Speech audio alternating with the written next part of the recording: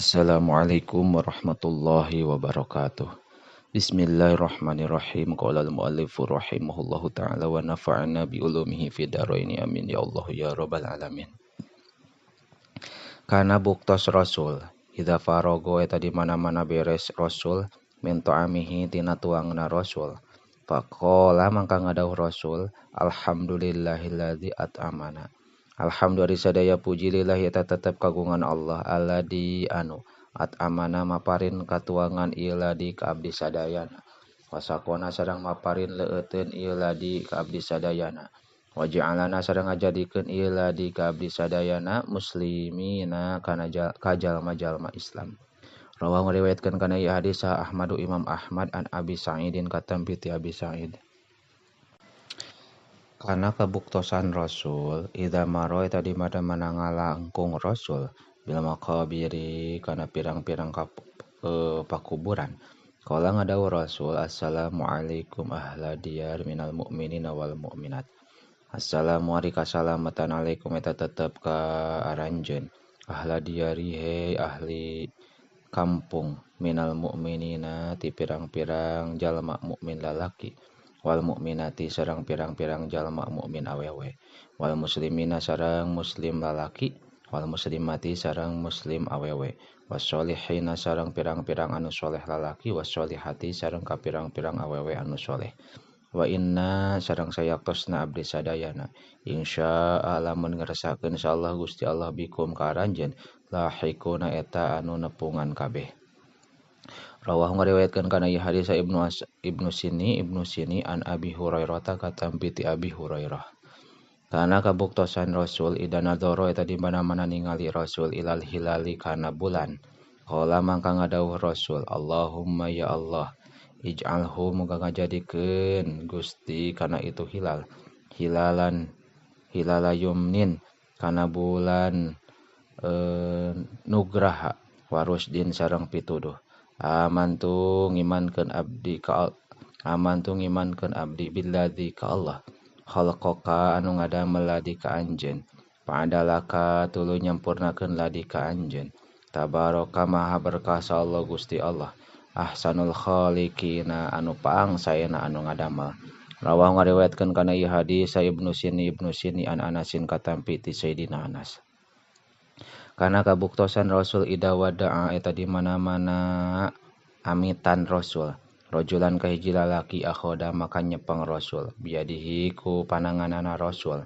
Fala yada'uha mangka teu ninggalkeun Rasul kana ieu yad hatta yakuna sehingga yen bukti. Saha rajulu hiji lalaki huwa tegasna ieu jalma alladzi anu yada'u ninggalkeun ladi yadahu kana pananganana ladi.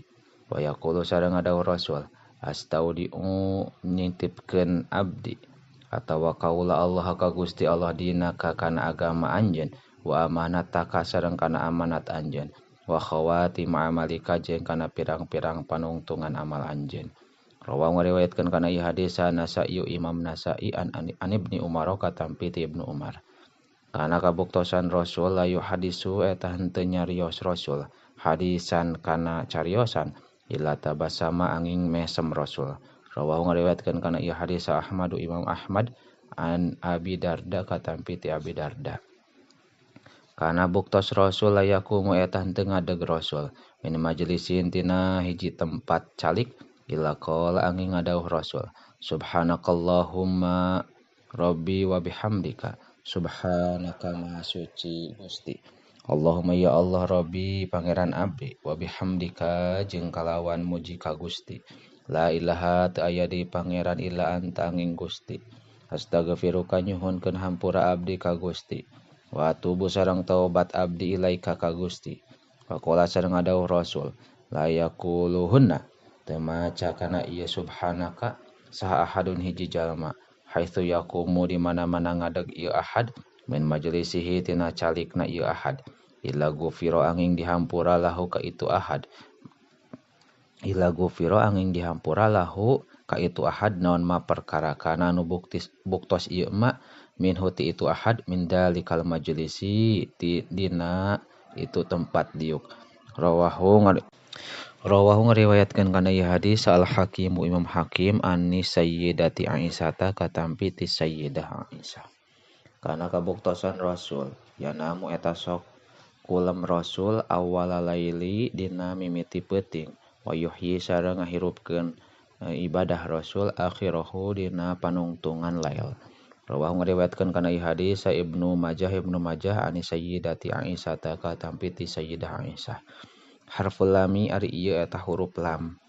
La aya khuda yakin ari yen nyokot sa ahadukum salah sahiji aranjeun hablahu kana talina ahad. Sumaya kedua tuluy lempang ieu ahad ilal jabali ka gunung. Payati tuluy datang ieu ahad bihuzmati hatobin mawa sabeungkeut suluh.